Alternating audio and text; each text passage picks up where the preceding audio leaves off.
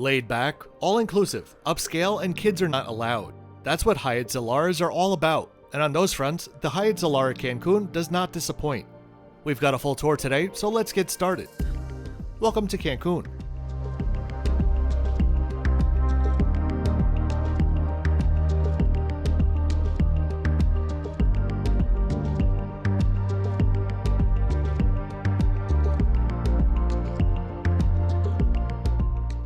Before we get into it, let me welcome you to the channel if you're new here. My name is Kevin, and I am the Flip-Flop Traveler. I'm here to give you honest content about flights, hotels, trains, and cruises. I paid for this trip out of pocket, and the price that I paid is in the description below, as always. Hyatt had no knowledge that I'd be filming today, and I didn't receive any compensation from them. Everything in this video is my personal opinion based on my unique experience, which may differ from yours. The rest, I'll let speak for itself. Let's get into it. Just kidding. And welcome back to Mexico. Some of my most loyal viewers will know that I do have a single lonely video from Mexico on the channel, but this video today is the first of many more to come.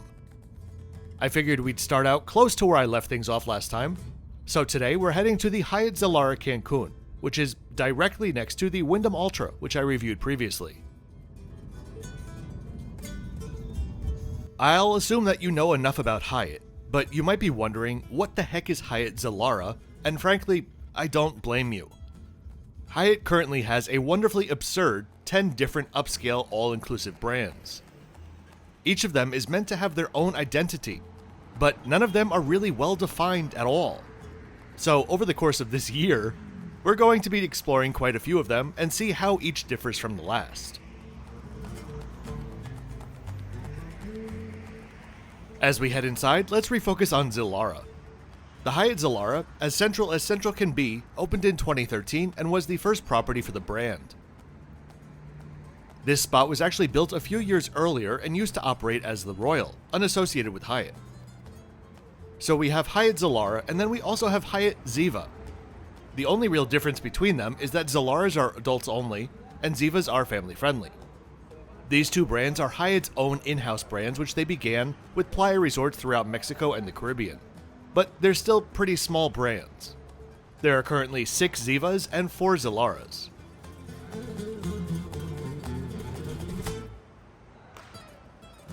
Walking inside, we're greeted with a bit of a mismatch of decor and, more obvious, scale. I do think that there's charm to it, but I'd be lying if I didn't mention that there are some definite Venetian a la Hacienda Vegas vibes going on here. Once through, the central atrium, which becomes the entertainment space at night, is massive. Like, why is it so big?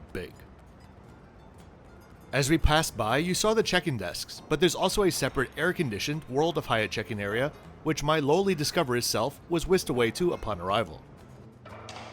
I arrived around 1 o'clock and my room would be ready in around 30 minutes, so I hung out at the lobby bar until the room was ready.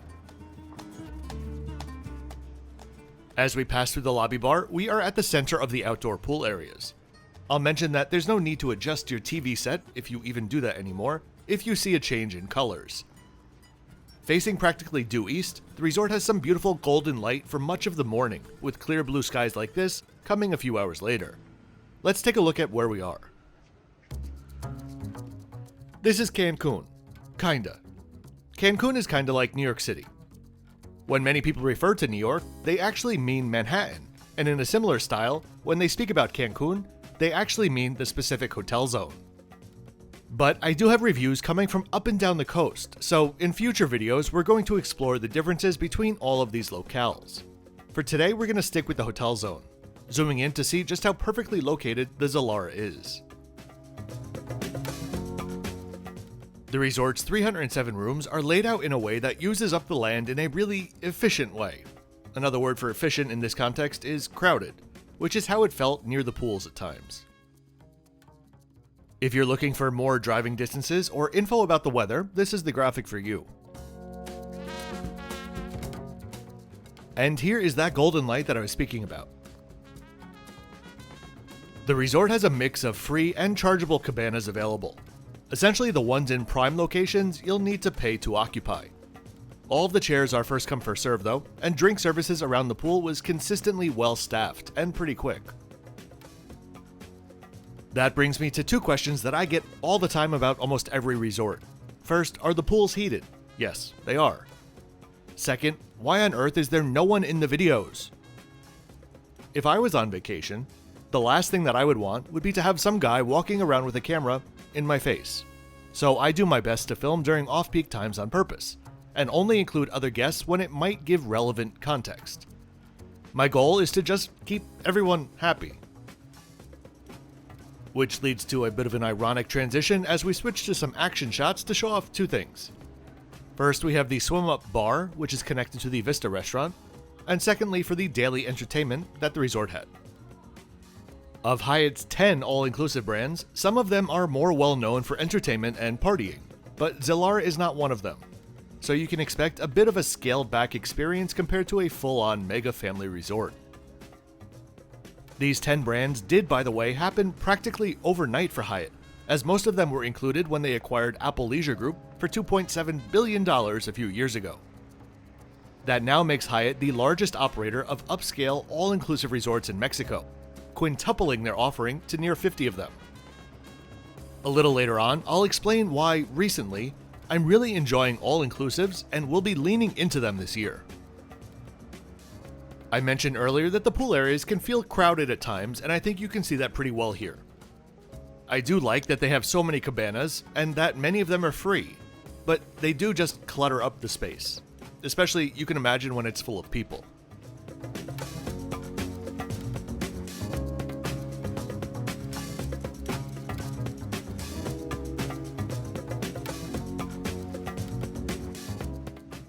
There's also a true whirlpool. Not sure I've ever seen a whirl so well defined before. There's also quite a few of the ground floor rooms that open up onto semi-private pools, which I think would be really nice if you could secure a room off to the side. But keep in mind, you won't have those electric blue ocean views. Speaking of that, let's head to the beach. The beach and the water are truly the hotel zone's two best assets in my opinion. The beach area immediately in front of the hotel is kept very clean by the resort staff, and the beach as a whole is maintained and combed each day by the local government. As we look around the powdery white sand beach, I'll very briefly address something that I will definitely get questions about on each of these videos. Is it safe? Frankly, I can't answer that for you, but what I can tell you is what I know. Last year, Cancun's airport saw a record 39.9 million passengers, which you can compare to 2019's 25 million. The growth is near surreal. For context, airports the likes of Minneapolis, Munich, and Bogota all saw less passengers pass through last year than Cancun. That's a lot of people choosing Cancun. In the hotel zone specifically, there are very regular patrols on the beach and on the roads by local and state police, and the military as well. So if you've heard of 1, 2, or 3, or however many incidents in Cancun in the past year, two, whatever, that should be in the context of how many visitors they actually get. All I can tell you is, no, I personally have no hesitations visiting Cancun whatsoever. Just below the Vista restaurant is the beachside bar. By now, I'm sure you're wondering which brands of alcohol are on offer and part of the all-inclusive package, so here's a quick look.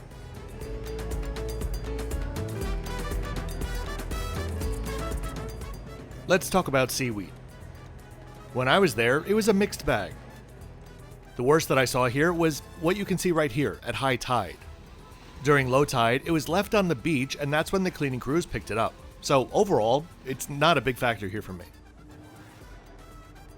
Before we head up to my room, let's explore some of the venues on site. First up, having lunch at Vista. As with many hotels these days, everything here is done via QR code, and cell phone menus look horrible when they're screenshotted. So here's a QR code which gives you access to everything that you would want to see. Scan the code and click the 3 dashes in the top right, and you can navigate to every restaurant's menu. As for upselling, there was essentially none of it, actively at least. There were some options at the Asian restaurant for a supplement, as well as a private dining experience, which obviously is extra as well. As for drinks though, essentially the only chargeable items are premium bottles of wine and champagne. I'll also note that I didn't see a lick of timeshare soliciting while I was here. For lunch, I started out with the Tuna Tostada, and ironically, this was the highlight of all of the food that I had here. I wouldn't say it was all downhill after this, at least not a very steep hill, but this tostada really did deliver on flavor. Next up, I had some carnitas tacos which hit the spot, but were a tad bit soggy. Inside, just next to the lobby bar, we've got the Casa del Cafe, which is the in-house coffee bar. They serve up coffees, cakes, sandwiches, and ice cream throughout the day. In case you missed it, you can also check out the QR code to find relevant operating hours and activities.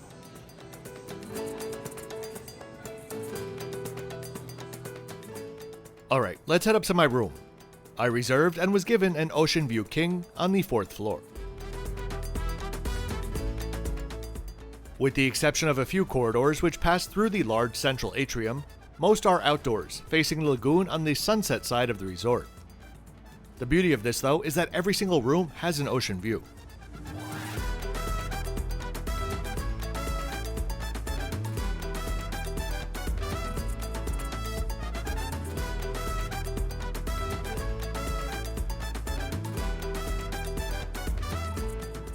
Most of the rooms on site are set up in more or less the same fashion, sporting a giant jacuzzi tub inside the room, something I'm sure many would enjoy, but not really my thing. The rooms almost feel a bit dated, but in fact I don't think that they do, besides the jacuzzi. There are enough of those, sometimes subtle, Hacienda-style design cues throughout to make everything feel modern enough. That said, I would expect Hyatt to renovate all of these rooms probably in the next 3 to 5 years.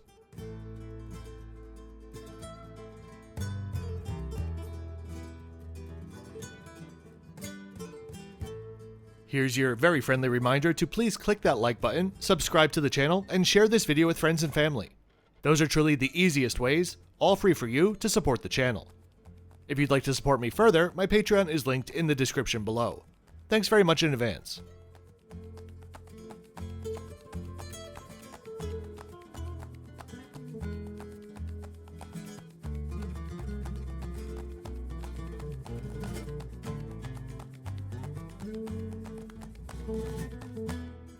Here's a bit of something new that I'll be doing for all hotel and resort videos in some way going forward. I think most of this is self-explanatory, but I'll just mention for the room cooling. I check it the same way for every hotel. At night, I'll set the thermostat to 19 degrees Celsius or 67 Fahrenheit, with the fan on high. Then after a night of running, in the morning I check two temperatures. The coldest in-room temperature is the temperature near the headboard the following morning. The coldest blowing temperature is the coldest air actually coming out of the vent. In this case, not being able to get the room below 72 degrees is really not good enough for such a humid, hot climate. That's the first of 3 things that I didn't like about the room. The second was the very glitchy Wi-Fi signal, which constantly, let's say 6 or 8 times over the course of a few hours, kept losing signal. This seemed to be just something that happened in the evenings. The third thing that I didn't enjoy was the lack of privacy on the balconies, but we'll take a look at that in a bit. For the things that I did love in the room, the first would have to be the very nicely stocked minibar, which worked brilliantly in conjunction with the pass-through privacy box that each room has. I called down to ask for a couple more bottles of water and 2 more black Nespresso pods, and within 20 minutes, I had my treasure to collect. The second thing I really enjoyed was the mattress itself, which had to be one of the more comfortable ones that I've had in a while, and definitely the most comfortable that I had in Cancun.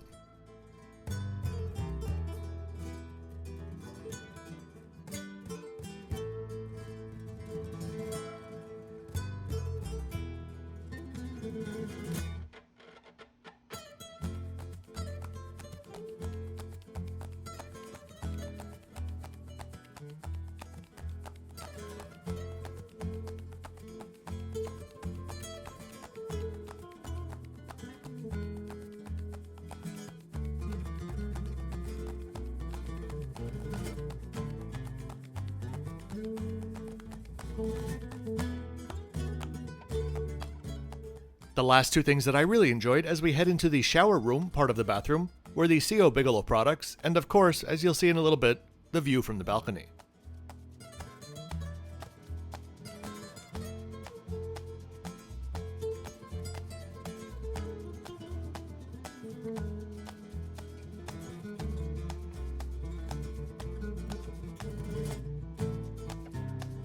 There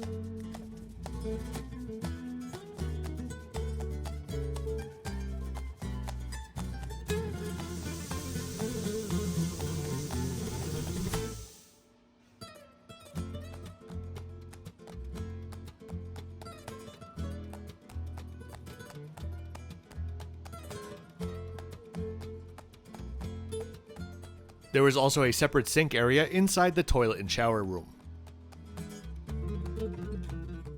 Alright, let's head outside to see some water that is so vibrant that it shouts at you through the curtains.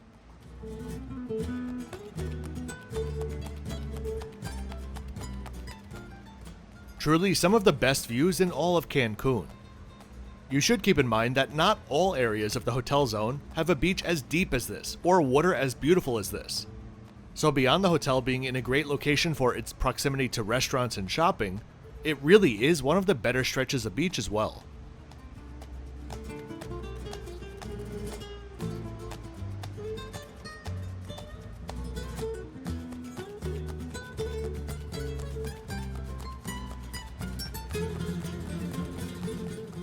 Okay, time to check out the options for dinner.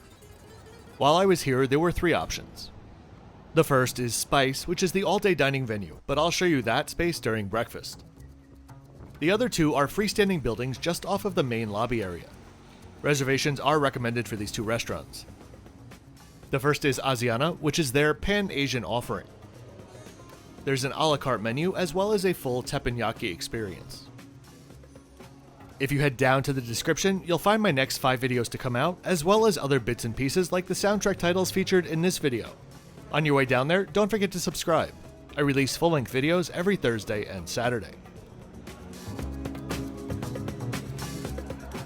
The other restaurant here was Maria Marie, which is their signature Mexican restaurant, which no matter the hotel is always my choice for this series.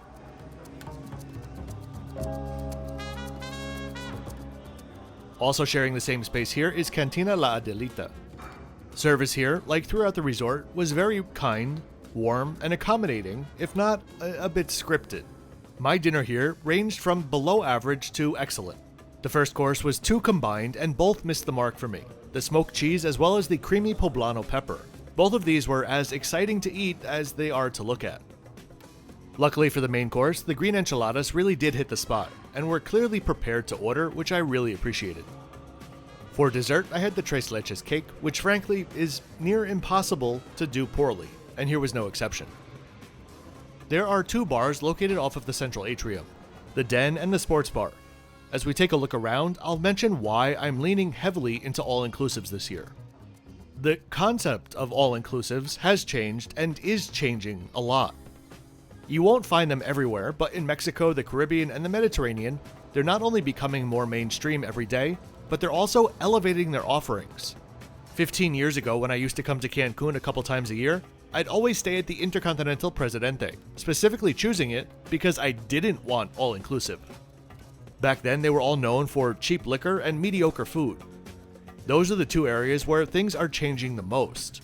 Is the food here perfect? No. But the opportunities for improvement I see here could very well be at an a la carte restaurant as well. So elevating the experience is half of the equation. The other half is, the rest of the world is getting stupid expensive. Resort prices are one thing to deal with, but then when you have to add on resort fees and exorbitant food costs, what should be a relaxing vacation turns into a stressful, ongoing math equation. All-inclusive resorts simply eliminate that. What you pay is all you're going to pay, period, unless you choose some sort of upgrade or laundry or something. It's refreshing, and it allows you to just enjoy your vacation as you should be able to, without worrying about how much breakfast is going to cost tomorrow. The entertainment at night left a little bit to be desired. The night that I was there, it was a Michael Jackson show. I can't play the audio for copyright reasons, but you can see that the dancing is not exactly the strong suit here. That said, the crowd on the ground floor were cheering like crazy, so maybe it looked better from down there. Or maybe they were all plastered. We'll never know.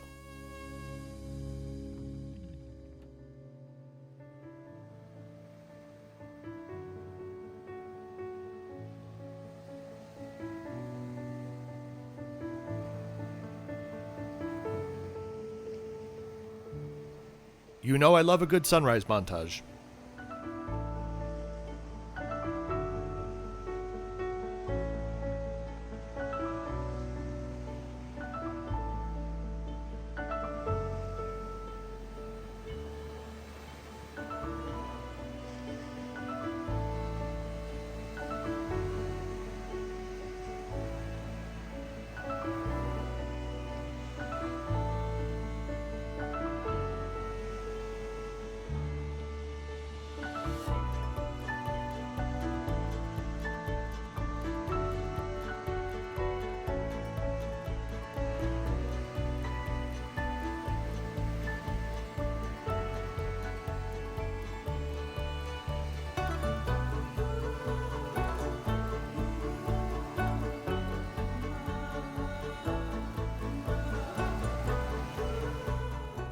Time for breakfast at Spice. This was by far the low point food-wise for me. For a 5-star resort, the selection I think is slightly below average. But my main contention was nearly everything on the buffet was stone cold.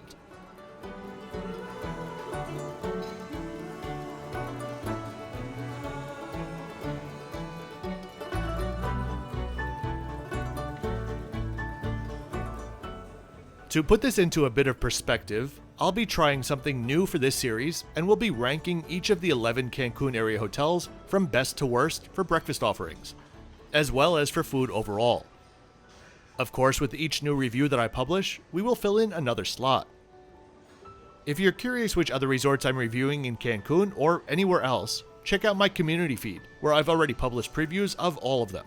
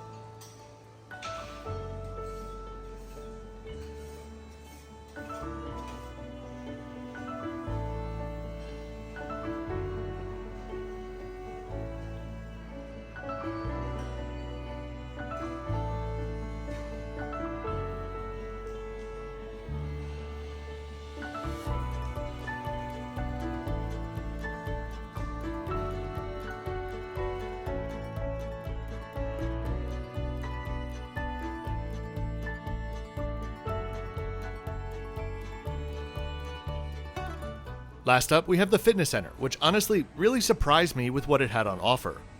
It's nicely equipped, but there's also an entirely separate lap pool up here, with just beautiful views over the lagoon.